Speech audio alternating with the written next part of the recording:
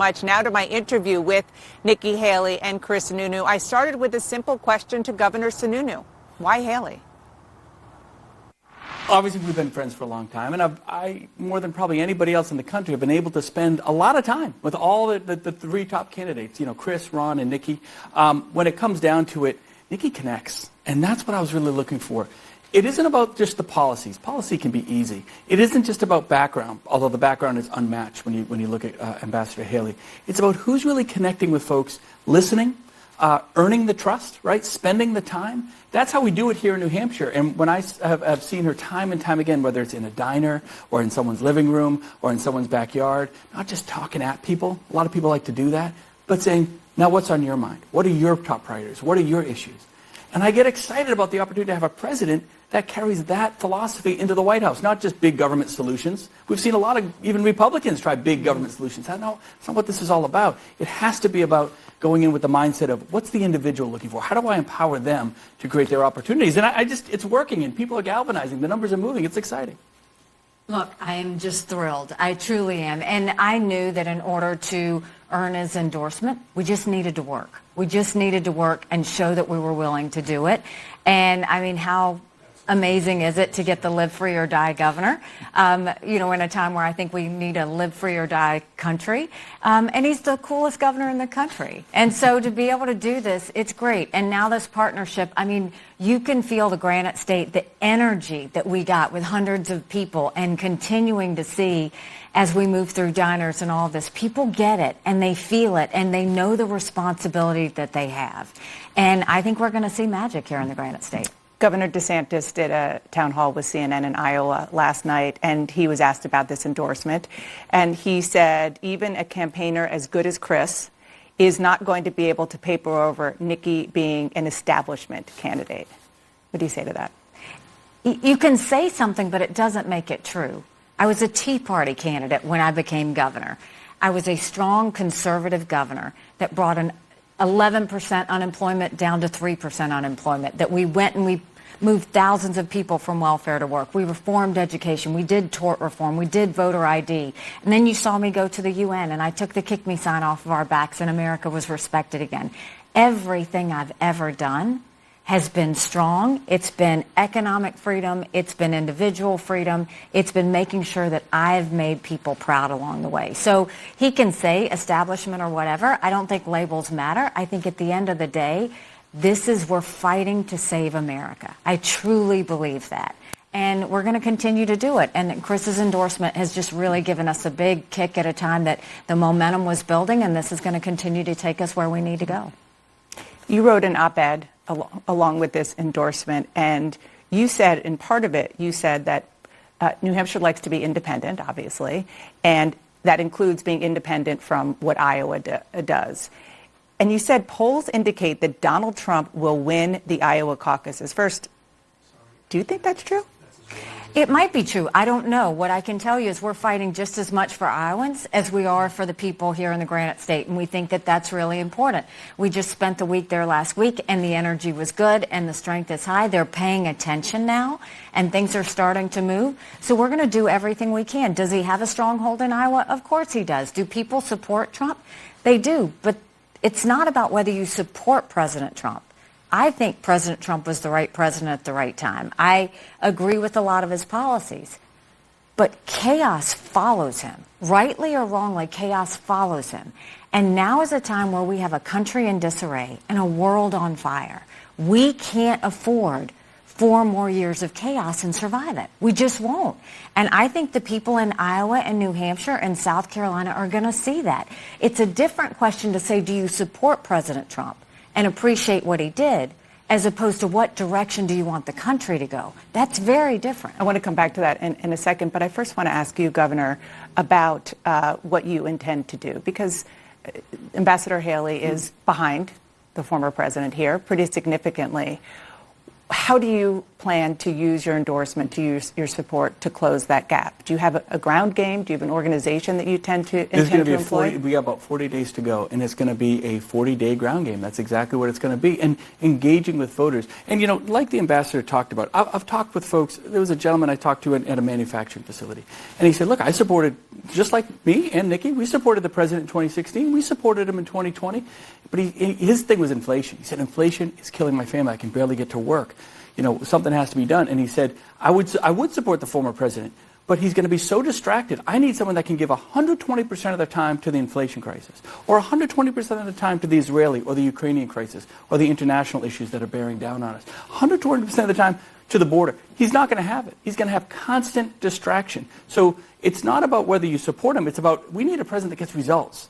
And when you have somebody as a former governor with the success she brought, I mean, let's face it, South Carolina was in tough shape in 2010 when she came on board. Turned that around, made that the envy of the southern part of the country. And then you add the international experience. It's results driven. And I think in New Hampshire, people appreciate, we might have supported the former president before. We appreciate what he's going through might be political, but we need results. We're so tired of Washington doing nothing and blaming other people. So this is the opportunity we have to not just galvanize the Republican Party, but get the entire country excited about the prospects of the future. Well, on that note, just one kind of process follow to that, because last night when you were together, Governor, you said that this is a race between two people, but it's not a race between two people. It will be soon enough, yeah. It's between Nikki Haley and Donald Trump at this point. So are you saying that DeSantis and in particular Chris Christie, who's playing hard here, should drop out? No, look, they'll make that decision for themselves, of course. They're good governors. They're good candidates, right? But here in New Hampshire, this is really coming down to Donald Trump and Nikki Haley. And this is where the rest of the country is going to go, oh, wait,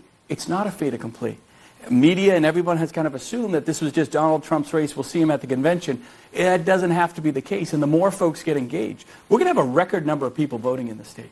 From hardcore conservative Republicans to the undeclared, even some conservative Democrats, everyone's going to vote. And if everyone that wants to vote and can vote gets out and votes, Nikki doesn't just win, she wins in a landslide, right? The former president, as a former president, he can't even hold 50% of his base? That's actually not a good number when you think of that. Most former presidents would have 80% right now. But he's still really far ahead. He is. And you know what? Hillary Clinton was really far ahead of Barack Obama at one point. I mean, we've always seen these stories in the last 6 to 8 weeks. So you just don't believe it? No, you have to earn it. Ambassador Haley, you were asked this week, you mentioned Donald Trump, so I'll just follow up with that. If Donald Trump is fit to be president, and you responded, it's not about fitness. I think he's fit to be president. It's should he be president? I don't think he should be president. I just want to clarify, you do think that Donald Trump at this stage, given everything that's happened, is fit to be president again, if that happens? I think he's fit to be president. I mean, I think that he, has the mental capacity, the physical capacity to do it. Do I like the idea of two 80-year-olds running for office for our country? No. I think there needs to be a new generational leader. I think the country wants to see a new generational leader. But that's not what this is about. I think when you're looking at the fact that it is, people feel what's happening in the economy. They feel it at the grocery store. They feel it at the gas station. They feel it in their insurance prices and their mortgage prices.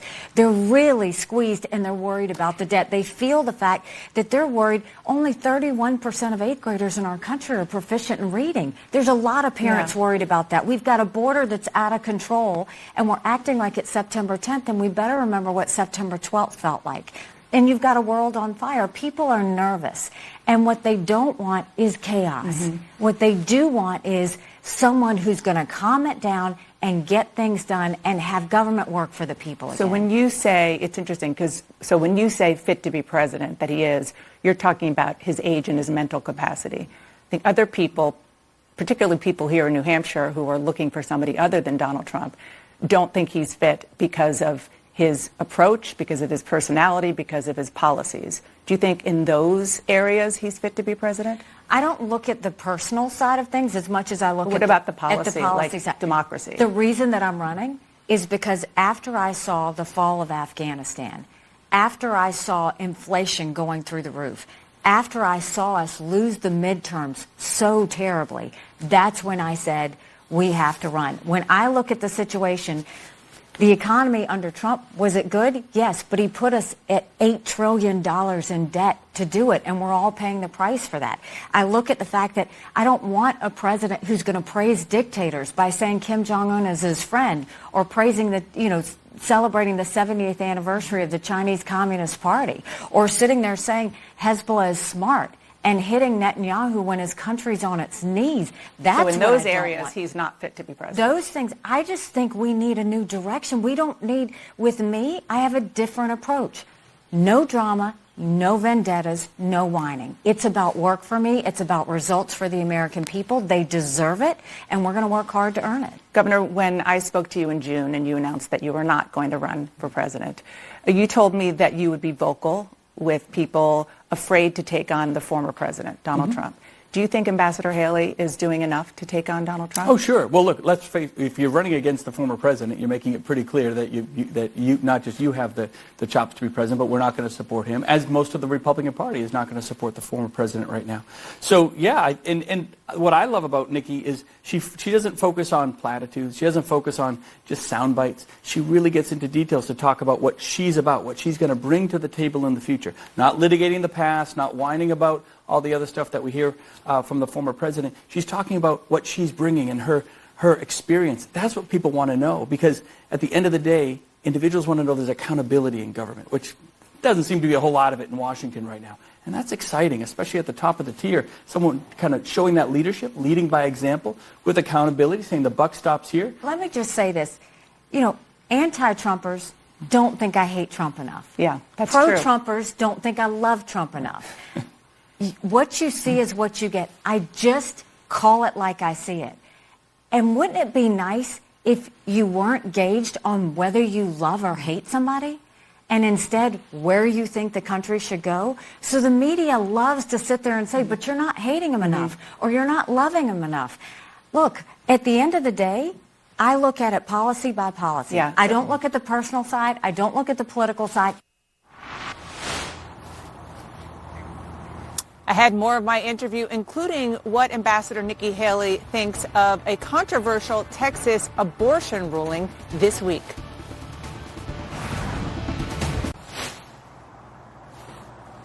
Welcome back to Inside Politics. We are here in New Hampshire, where I spoke with Governor Chris Sununu and his choice for president, former Ambassador Nikki Haley. Here's more of the interview, where we discussed one of the trickiest issues for Republicans, abortion.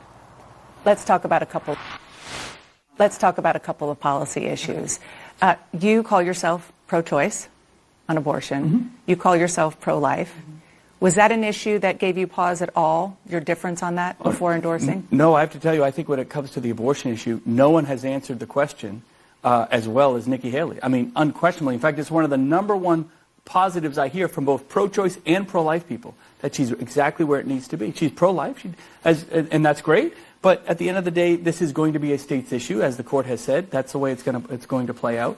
So the idea that you're going to try to claim, well, that Washington's going to fix this and Washington's going to fix that on the abortion issue, I think that Governor Haley understands this is a state's issue now, and states are going to have to, and the voters are going to have more say in that process, as they should.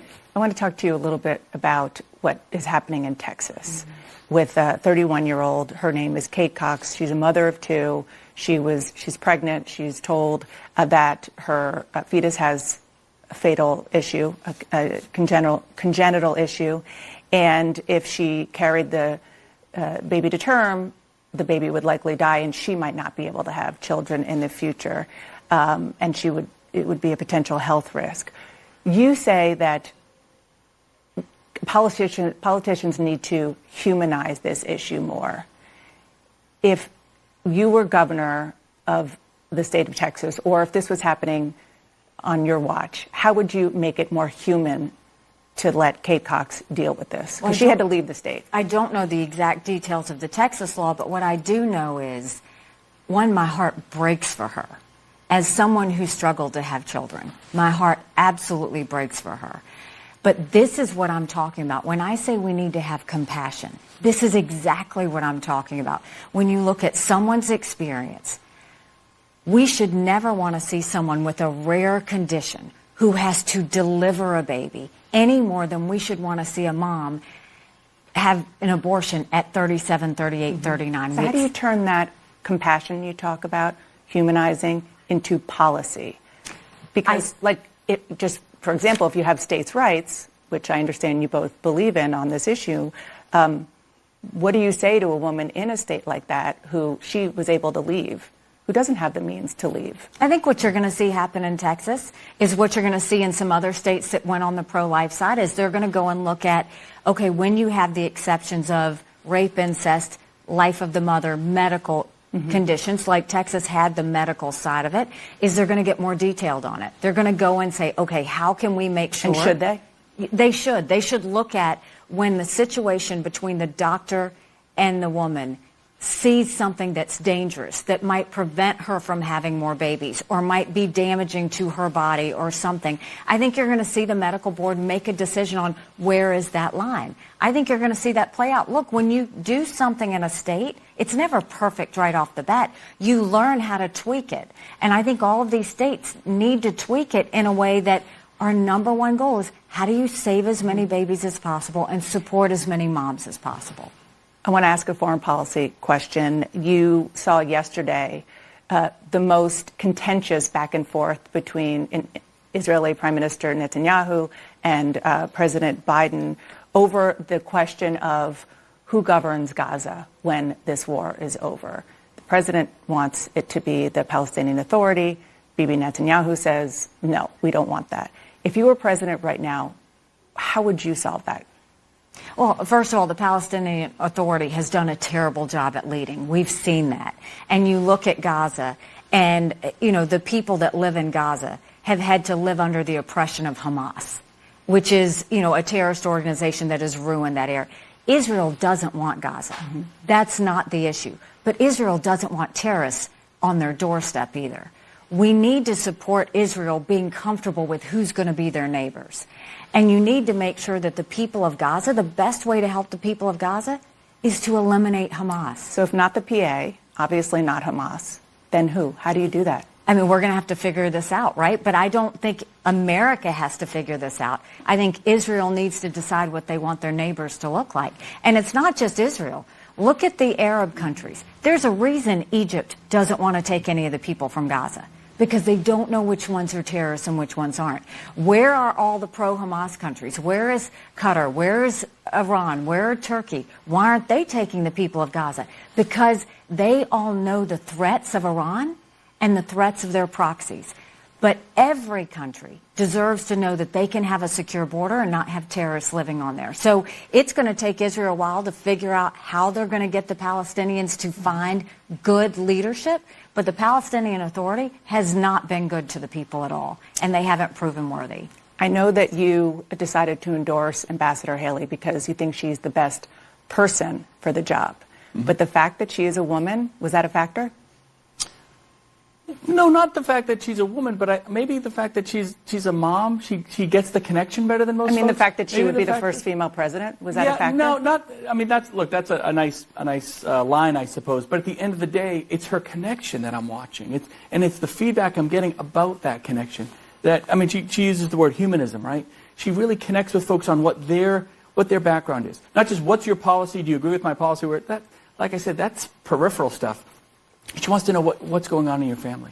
What are the barriers? Where has the system broken down? And people, you know, that's a connection. And she looks in the eye. She takes that time to listen. And as I've said, she took the time and has earned the trust of the voters here. And that's exactly how I do it. That's kind of the brand that I try to support here. All the solutions don't happen in the corner office or just in the White House. The opportunity for those solutions happen by spending time with people. So, I don't know, maybe the fact that she's a wife and a mom and she's connected and she's, you know, has this amazing background just allows that connection to be a little more solid than maybe with some of the other candidates. But it's there and it's real and it's palpable, which is why her numbers, even before my endorsement, her numbers are skyrocketing here. You know he's going to be out of a job in a year, right?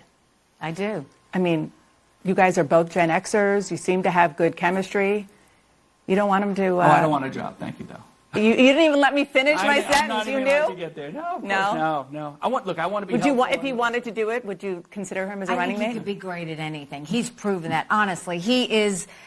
You know, he's been great for the state of New Hampshire. I mean, they're better off. He didn't do it by raising taxes. He didn't do it by taking away any of their freedoms. He didn't do it by having government mandates come down. He did it by just allowing economic freedom to grow and listening to the people. And look, And he likes Motley Crue.